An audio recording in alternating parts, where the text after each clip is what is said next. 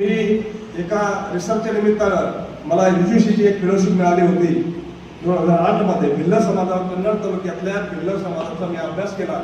त्याचं पुस्तक आता पुण्याच्या एका प्रकाशन संस्थेकडून ते पुस्तक येत आहे. कन्नड तालुक्याचा एक ऐतिहासिक भौगोलिक अभ्यास आणि आदिवासी भिल्ल समाज जे बाबा आमटे म्हणाले होते की वेदनेशी नातं जोड, हा संदर्भ मला सांगायचा आहे की आपण जे काम करतो आहे हे काम करत असताना आपल्या अवतीभोवतीचा जो समाज आहे, उपेक्षित समाज आहे, शोषित समाज आहे, या समाजासाठी आपण काहीतरी केलं पाहिजे.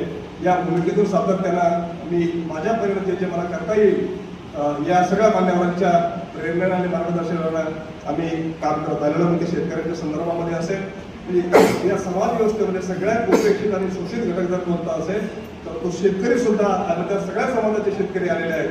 आणि म्हणून या भस्मच्या निमित्तानं मी आपल्याला एकच सांगेन की आपण सुद्धा उपेक्षित आणि शोषितांच्या